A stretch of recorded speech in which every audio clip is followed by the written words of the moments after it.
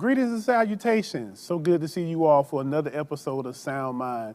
I am Jay Gideon Winfrey, licensed therapist, and again, such a pleasure to be with you. Such a blessing, such a blessing. I want to thank you all so much for supporting Sound Mind in season 6. Not just Sound Mind, but also all of the great quality programming that we have here on Hope TV. So please support all of the different platforms that we have. You're guaranteed to be blessed, exceedingly so. So let's go ahead and get into it, because this is the first episode of season 6. I have been just waiting to get back to you all. So much content that God has blessed me with to share with you all. For those of you all who may not know me, just a little bit about myself. I am a 26-year practitioner. I've been in behavioral health and mental health for 26 years. I've been fully licensed for 17 years in the state of Georgia. I've worked in a myriad of capacities, but I love serving God's people. My philosophy as a faith-based practitioner is very simple. I use the sacred in order to influence the secular. So what I believe is putting together clinical theories that are supported and guided by biblical principles. And so that is what I use in my practice, and that is what works with my population, because I truly believe that all of the answers that we need are literally in God's word, but we have to interpret those appropriately as it relates to how do we move people from one stage to another. And that's where I come in as a behavioral health practitioner, okay? So that's a little bit about me for those who may not know, but let's go ahead and dive into this particular episode for the first episode for season 6, okay? Now, when I contemplated what it was that I wanted to introduce this particular episode with, it was a very heavy prompting to look at the concept of forgiveness, okay? Now, when we think of forgiveness, forgiveness impacts us in a lot of ways: self-forgiveness, external forgiveness, and things of that sort. So what ends up happening a lot of times is people talk about forgiveness, but they can't really explain what it is. People can say that I've forgiven my parents, I've forgiven my ex, I've forgiven a sibling, but when you ask them to explain it, it seems to be very difficult for them to explain. And normally if something is difficult for a person to explain, it means that maybe they haven't gone through the entire process. So this comes up a lot in my patient population, in my practice, when people come and they're angry, they're hurt, they have problems trusting. Oftentimes it comes because true forgiveness has not been given. So what I want to do is have this episode focus on the psychology of forgiveness, okay? The psychology of forgiveness. Now, what I want to do is I want to break forgiveness down in terms of how I present this to my patient population. And the way we're going to do this is going to require us to get in the Wayback Machine and kind of go back to our early elementary school English understanding, okay? Because I'm going to show you the concept of forgiveness in 3 different areas. We're going to talk about the etymology, which is the origin. Then we're going to talk about its application. And then we're going to talk about direction, okay? So again, the 3 phases of forgiveness: etymology, which is the origin; application, which is how we actually apply it; but then lastly will be direction. Where do we go once it's applied, okay? So let's go ahead and dive in with the etymology. Now, here's what I want you to do. If you have a pen and paper, I want you to take the word forgiveness and I want you to write it out. Forgiveness, okay? So once you've written out the word forgiveness, I want you to literally break it down into 3 sections. We want to take the F-O-R as section 1, all right? Then we want to take G-I-V-E, or give, for section 2. And then we want to take N-E-S-S, ness, for section 3, okay? Because these are the 3 different components and phases we're going to be addressing in the psychology of forgiveness, okay? So what I'm going to do is I'm going to give you the etymology of each word, and then I'm going to give you the definition.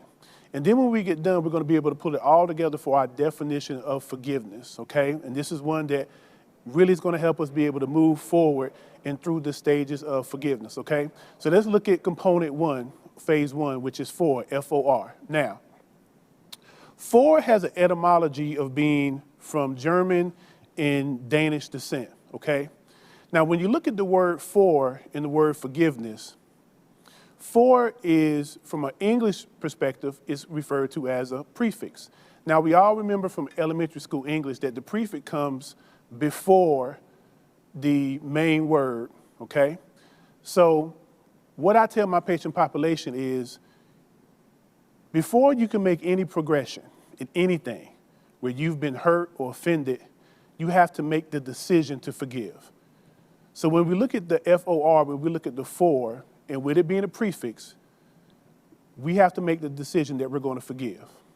If you have not made the decision that you're going to forgive, then anything else after that is going to be completely counterproductive. It's not going to have any type of rooting to it because you haven't made a conscious, spiritual, mental, and emotional decision to forgive. So we got to decide from the very beginning that this is what we do. You don't stumble into forgiveness. It is an active decision, okay? So that's when we look at when you talk about the prefix for. Before we do anything else, we have to make a decision. Now, when you look at the definition of for, and I looked at about 25 different definitions, and the one that I saw that seemed to be the most clinically progressive was in support of, okay? So when you look at the word for, attach it with the definition of in support of, okay? Or a willingness in support of. So that's going to be our definition for the word for. Willingness or in support of, okay? So that's for, all right? So make sure you have component one, for. And remember, it's a prefix, which means that before we go to the main thing, before we go to the action, we got to make the decision, okay? Now, since we got for out the way, let's go ahead and proceed to the next component, which is the give, G-I-V-E, okay? Now, give is our second phase and our second component. Now, give, going back to our English elementary school lessons, give obviously means it is a verb. It is an action, okay? And give has its origins in three different language basics of Dutch, German, and Old English. So the word give has been around a long time and it's gone through different generations and different evolutions, okay? So when you look at give is a verb. It is an action. So when we look at give, again, researched about 20 to 25 different definitions. And the one that fits what we're talking about in terms of forgiveness is setting aside or sacrificing for a purpose, okay? That's our definition for give. Setting aside or sacrificing for a purpose. Now, it can go either way. It can be setting aside and sacrificing, or setting aside or sacrificing. But there's a setting aside and there's a sacrificing that takes place, okay? For a purpose. That's the key point that I really want you to home in on. I want you to put an asterisk by for a purpose. Because we're not just doing it to be doing it. In order for forgiveness to be impactful, it has to have a purpose, has to have an object, has to have a conclusion. So I want to make sure that we're focused on that when it comes to give. Now, mind you, again, give is a verb, thus an action. It's action. It's not just talking. It's literally a matter of movement. There's action involved, okay? All right, so now that we got give out the way, let's go to the third phase and the third component, ness, N-E-S-S, okay? Now, when we look at ness, ness has its origins from an etymology regard, Dutch, German, Old English. So it means that the word's been around a long time, okay? So when you talk about ness, ness is a suffix, okay? So going back and looking at our English lessons back from elementary school, we know that the suffix comes at the end of a word, okay? And I think that that is strategically placed because when you talk about forgiveness, by the time that we've made a decision to forgive and we've put forth the action, the verb to actually do it, now you're at the end when you talk about how important it is that when it's all over said and done, that we come to the end that we've made up our minds to actually follow through with it. So that's why ness is the suffix, is what we end with, okay? Now, as I said, ness is a suffix, and ness also has Dutch, German, Old English origins. But when we say ness, basically, after doing the research of about 20, 25 different definitions, the definition that we want to go with for ness is the state or condition that we're in, okay? So again, ness is the state or condition that we're in, okay? So when you put all that together, you have your for, you have your give, and then you have your ness. 3 different components, all right? So when we put our definition for forgiveness, and I want you to write this down, our definition for forgiveness is this: in support of setting aside or sacrificing for a purpose because of the condition that we're in.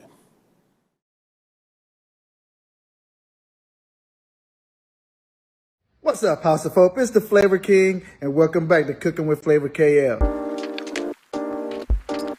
You know what time it is. It's time for me to show you how to make chili.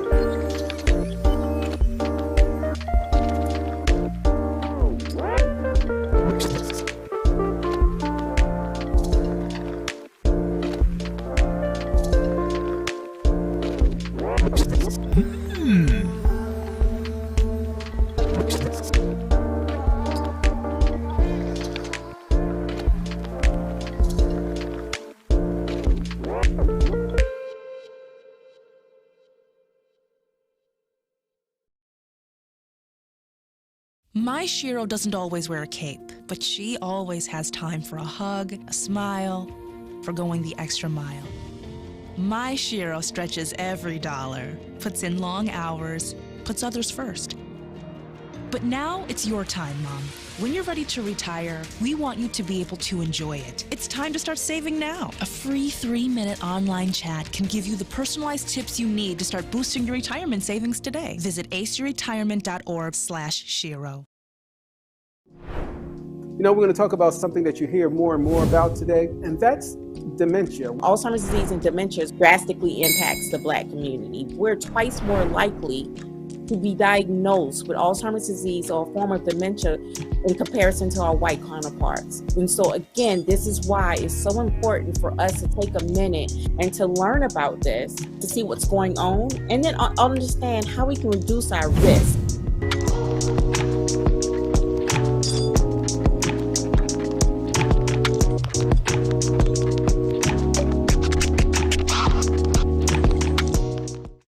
I'm going to say that again. In support of setting aside or sacrificing for a purpose because of the condition that we're in. That's our forgiveness definition. But what I often tell my population in private practice that I work with is once we come up with the definition, it's even more powerful when you go backwards. And anyone that knows anything about studying of the Hebrew language, Hebrew reads backwards, okay?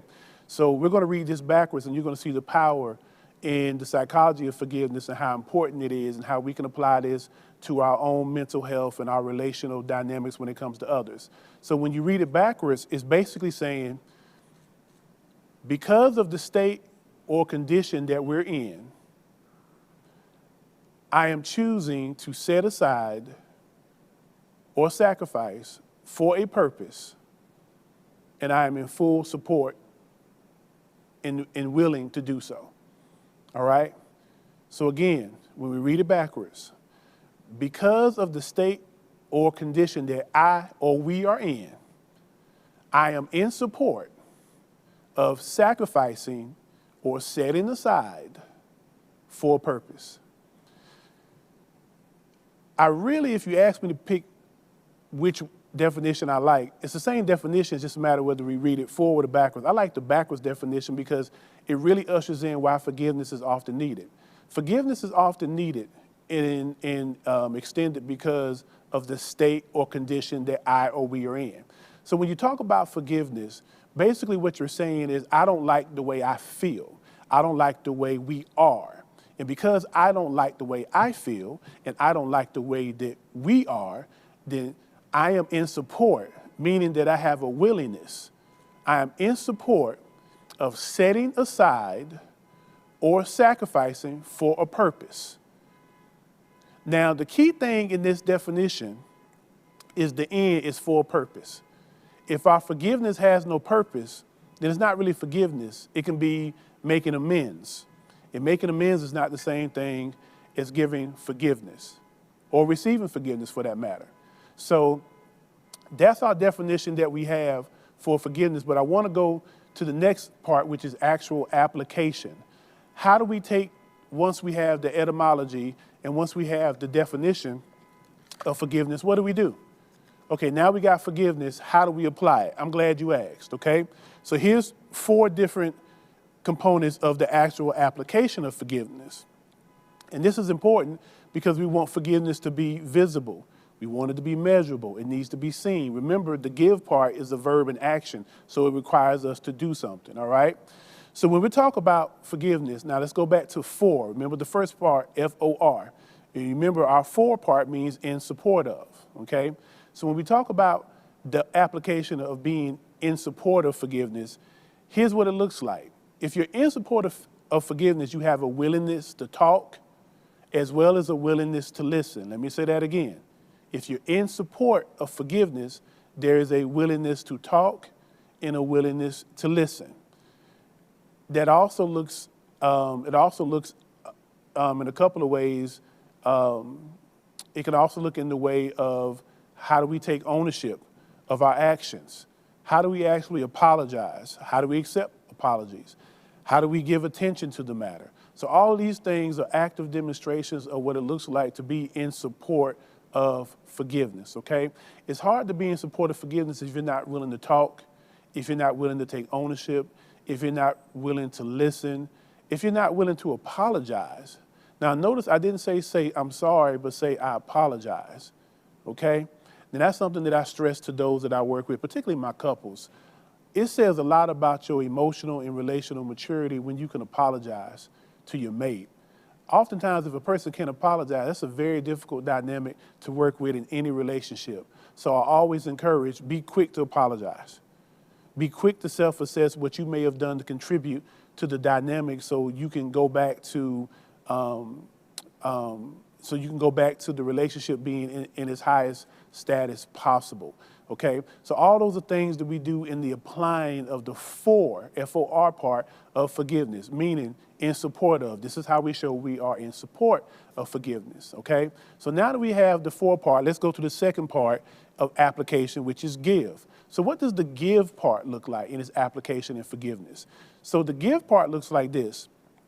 When you're talking about setting aside and sacrificing, what we're saying is we are willing to set aside time, ill feelings, anger, hurt, bitterness, pride, accessibility, revenge in ourselves. So I gave you a lot of things to consider because those are the things that we're willing to put aside. Remember, our definition of give is setting aside or sacrificing. I'm going to sacrifice my anger for the purpose of us being able to be in full reconciliation, for us being able to move forward as a family, as husband and wife, as girlfriend, boyfriend, as brother and sister. I'm willing to do that, and this is evidenced through my giving. Remember, setting aside or sacrificing, okay? It's very important that these are your action words. What am I willing to give? You know, am I willing to give my accessibility? And that's important. If somebody is wanting to truly be in partnership with you regarding forgiveness, they're going to make themselves accessible, okay? They're going to make themselves available. Now, the beautiful thing about forgiveness is that forgiveness does not necessarily require somebody on the receiving end. You can forgive a person without their permission. It's one of those things where you don't necessarily need somebody else to do it. But nonetheless, it's important to understand that there is an action and a series of actions that's involved when it comes to forgiveness in that aspect, okay? All right, so let's go to the third component, which is ness. Remember we talked about ness, N-E-S-S, being the suffix at the end, which means the state or condition that we're in, okay? Now, when you talk about the state or condition that we're in, this is where we look and say, okay, what kind of state or condition are we in, am I in? Normally when forgiveness is needing to be applied, normally the state or condition that we're in, it could be one of strain, it can be one of distance, it could be one of confusion, uneasiness, tension, anxiousness, anxiety, brokenness, hurt, or even anger, okay? Those are the things that propel us to want to move to forgiveness because of the state or condition that we're in. So what the goal is for us to get to a state or condition of cohesiveness, a state or condition of release, a state or condition of peace, a state or existence of coexistence, or even a state or existence of being able to agree without being disagreeable, okay? So that is when we look at the application of the state or condition that we are in. Now, the fourth component to the application phase of forgiveness is one based on the purpose, okay? What is the purpose of forgiveness? Now, only you can decide that. And this is the beautiful thing, again, about forgiveness, is that it doesn't necessarily require another person's action, reaction, or interaction. You can give forgiveness if you know that the purpose is, I just want to be free from the subject matter. I want to be able to sleep well at night. I want to be able to make sure that all is well between God and myself. I want to make sure that I'm good emotionally. However, this is the purpose. And so when you decide what the purpose is, that guides you in the principles of how you want to apply forgiveness, okay? So the purpose can be endless. Basically, your purpose is your why reason. It's not your what, it's your why. Now, a lot of times about forgiveness, you know, it doesn't require us to have a conversation with people. Now, ideally, I would promote that because it's always better to have dialogue with someone. But if the person is resistant, if the person may not be here, then there's still forgiveness that can be given because it frees you from the very tethering that you have to the offense that was done to you, okay? So it has to have your purpose, okay? So remember, in the application is being in support of, it's also being able to set aside, sacrifice, then also because of the state of the condition that we're in, and then also for a purpose, okay? So that's how we apply it. I want to give you tools how to apply it because the sound mind, we don't want to just talk about the conversation, we want the conviction, and then we want the conversion, okay? So I want to give you actual tools, the same tools I would give you if you came to see me one-on-one for individual therapy, or if you came to see me for family, if you came to see me for marriage therapy and counseling. The same tools I want to give you because you're part of the Hope TV family, and I love you, and I thank God for you that you're here. So I want everybody to truly have a sound mind and have a sound heart, okay? So that's why we're giving you the tools.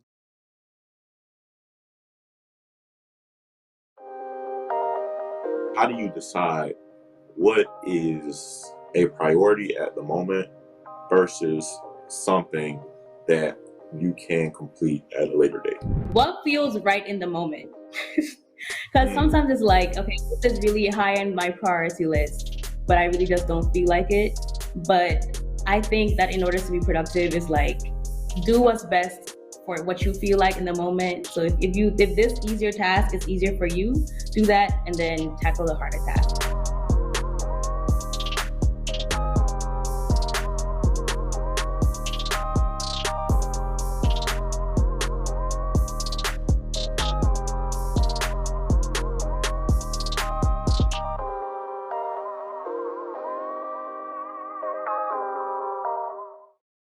Part-time job, full-time hustle, all-time Shiro to all of us. You nurture, we listen. You teach, we thrive. You lift our spirits, but we've got to lay down the truth. It's time for you, our Shiro, to stretch for the stars. A free online chat can give you the personalized tips you need to start boosting your retirement savings today. Start saving more for retirement so you can feel prepared and live your life to the fullest. Visit aceyourretirement.org.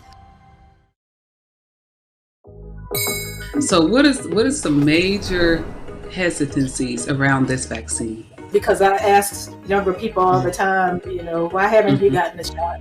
A lot of people say, well, my mom hasn't gotten it. And so I think people are impacted by the parents and whatever reasons they have for not getting it.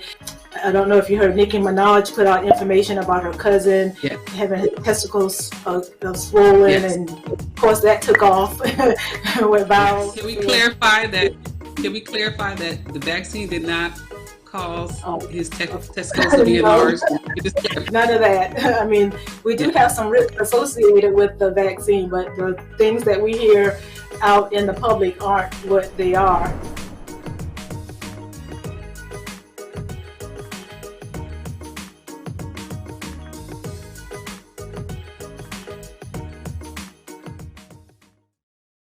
We went through the 2 phases of forgiveness. Remember, we talked about the etymology, which is the origin. We got our definition, and we just talked about the application, okay? The 4 different components of application. Now, the last phase that we want to talk about is the direction of forgiveness. Once we have its origins, once we have applied it, where do we go after that? Because when we forgive people or when we go through the process of forgiveness, it can feel a little awkward sometimes. It's like, I don't know how to get my footing back. This is different, feels a little out of place. And that's okay because you're in the process of deciding where to go now that forgiveness has been ushered. Now, I'm going to tell you what I tell my population when we're one-on-one, because this is the thing about forgiveness that I think sometimes gets misunderstood. And quote me when I say this. Forgiveness does not mean automatic restoration, reinstatement, or reconciliation. That's not what it means. So a lot of times, particularly with my couples, when issues come up and then one to say to the other, well, you didn't truly forgive me because you bring it back up. We got to work on that part, because forgiveness doesn't necessarily mean I've forgotten. It just means that I'm also in a place of trying to move past it. But every now and then, I might have something that I bring up. But just check me on it. Check me on it, because if I'm truly dedicated to the process of forgiveness, then I will be able to regulate myself to make sure that if we do have a disagreement, I can at least fight fairly and just focus on what the main subject is at the time, okay? So a lot of times with my couples as well, if there's an issue, and for all truth and purposes, oftentimes it's the husband that does this, but oftentimes what happens is if there's an argument and then there's, forgiveness given, sometimes my brothers, we think that, okay, since forgiveness has been given, then that means that everything should be okay and everything should go back to normal. And if you look at my facial expression, I'm a husband, so I understand the language and the assignment. So because I've been forgiven, then everything should be afforded to me.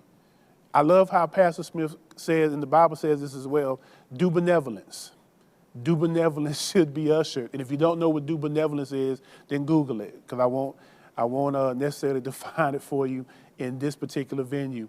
But oftentimes husbands will tend to think that because forgiveness has been given, then that means that the restoration of all rights and benefits of holy matrimony and covenant is fully restored, and that's not necessarily the truth of the matter. So basically what I'm saying is, particularly to my married folk, my married brother and sister, that forgiveness does not mean automatic restoration. It means we on the way there, but we just got to give it some time and some understanding. So forgiveness does not mean actual restoration, okay? So when you talk about direction, I thought it was really important, because this is what I say to my population. Forgiveness puts us in the position to move forward, but it doesn't necessarily mean that we actually do it. It means that we level the field, that we let bygones be bygones, we reach a state of understanding, we reach a state of clarity. Moving forward together is not necessarily a part of forgiveness. It just puts us in the position to be able to move forward together. And I hope y'all understand what I'm saying, okay? It puts us in the position, if we choose, based on the clarity gained, based on understanding how to be able to move forward together. It gives us that option. So with that being said, in summation, forgiveness, again, does not mean automatic restoration, reformation, reconciliation, or reinstatement. Now, let's go back to our English lesson from elementary school. We all know whenever we see the word RE, RE again is another prefix. So when we see the word RE, it means again, okay? So when you talk about remix, we're mixing again. If you're talking about a restart, we're talking about starting again. So whenever you see these words, restoration, reformation, reconciliation, and reinstatement, when you see the word RE, here's what I want you to do, because this is what I do again with my patient population. Take that RE, which means again, take the again and put it behind the root word that comes after the RE suffix. So for example, when you say that we've entered into a state of forgiveness and we're agreeing, if you look at the word restore, the question that we have to ask ourselves is, do I want to store again with you? Okay, because restore, take the R-E, which means again, move it behind the base word, which is store, and then ask yourself the question, do I want to store again with this person? You can do that with the word reform. Reform, take the prefix RE, move it behind form, and change it into again. Do I want to form again with you? Okay? Reconcile, take the RE, its meaning again, put it behind the consile. Do I want to consile or counsel with you again? Reinstate, again, take RE, it means again, move it to the back end of the word instate, and then ask yourself the question, do I want to instate again? Do I want to be in state with you again? All right? So asking ourselves these questions can help us take the forgiveness that we've already provided in its origins, how we provide it in application, and now it puts us in a position to ask the question, do I want to go in this direction with you? Now, sometimes you may reach a conclusion that some people you just can't move forward with, and that's okay. I want to be very clear with that. I want to be very clear with that. I can say that from a personal perspective. There have been people in my life that I have forgiven and I'm at peace with, but I also understand that from where I'm going in my journey, the way that my life looks as a godly husband, as a godly father of four, certain people just can't go along for the journey because it would threaten what it is that I'm aspiring to be and what it is my goal is in life to answer my calling. So I can't reinstate because I can't be in state with you again. Okay? I can't reform because I can't form with you again. Okay? Because the trust may not be there. So it lets me know what direction to go in, and that way everybody's clear. Now, it doesn't mean that we don't necessarily have the ability to have a relationship. It just means that that relationship dynamic that we once knew is going to have to be different. Okay? Going to have to be different, okay? And this is very important for you to understand as far as is directive regard, because I don't want you all getting confused about what forgiveness really looks like. So that's why I wanted to give it to you this way as far as the breakdown, the ability to put it together, and the understanding that you have a choice in it as far as how it manifests itself, but also a choice in how you apply it, as well as the choice in how you want to go with it in a direction regard, okay? So understand that from a direction regard, any future connection is made possible by forgiveness, but it doesn't obligate us, okay? Sometimes people like to say, well, if you've forgiven me, then, then we should be able to do this or do that, or it should go back to the way it was. No, it can't go back to the way it was in light of the information that we have, in light of what we went to. Now, here's the thing. It can't go back to the way it was, but forgiveness does give the opportunity for us to be better than what it was. And that's what I love about forgiveness, and that's why I promote it. It gives us the opportunity to learn from what it is that hurt both of us. It gives us the opportunity to move forward in light of. Oftentimes where we go wrong in life is we want to do things in lieu of, meaning we want to overlook it. We want to disregard it. But when we do things in light of, we're saying, because of the information that we have, because of the experience that we've gone through, I want to be able to make a decision that is inclusive of where we are in this journey so that we don't repeat past infractions and we can be better than what we were before if we both agree on it. That's the beautiful thing about forgiveness, okay? So that's what I wanted to give you in episode 1 of season 6, the psychology of forgiveness, because forgiveness is so paramount. And then from a spiritual regard, because you know how I get down, you know how I'm going to integrate that sacred with the secular. This is the very thing that God did for us. This is the very thing that Christ did for us. When you look at the definition of forgiveness, is what he did. Because of the state and condition that we were in, sin-filled, filthy, we didn't have a relationship with God. We were broken. We were set apart from him. Because of the state and condition that we were in, he was in support of setting aside his majesty, setting aside his power, his greatness, and sacrificing his body for the purpose of us being in relationship. That's forgiveness. We saw it with Christ. It's what he did for us. So take that definition, take that example, and we live it on earth using that as the blueprint and going through these processes. And I guarantee you that you'll be able to move forward in forgiveness in a way that's sound and a way that's solid.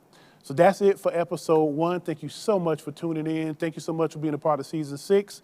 Looking forward to all we're going to do. Be blessed in everything you do, and thank you for the support of not just Sound Mind, but all of the programming at Hope TV. And as I always say, may the Lord bless you and keep you. May he make his face shine upon you and be gracious unto you.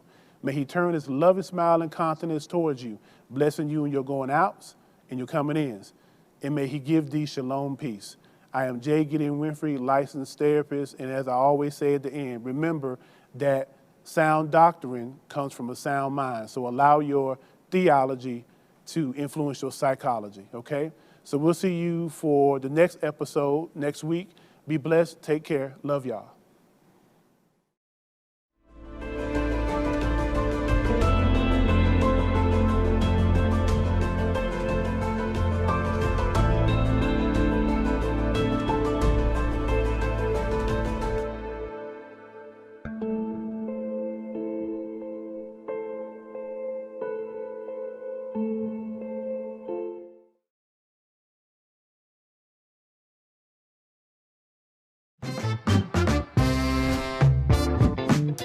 Y'all didn't know the answer to this, but John P. Key is your name, but what does the P stand for? The P actually stands for Prince. Dr. Scott and Brian Scott, years ago when I signed my first deal, they ran with it and started the Prince of Gospel, but that's where it came from. Lizzie and John named me John Prince Key.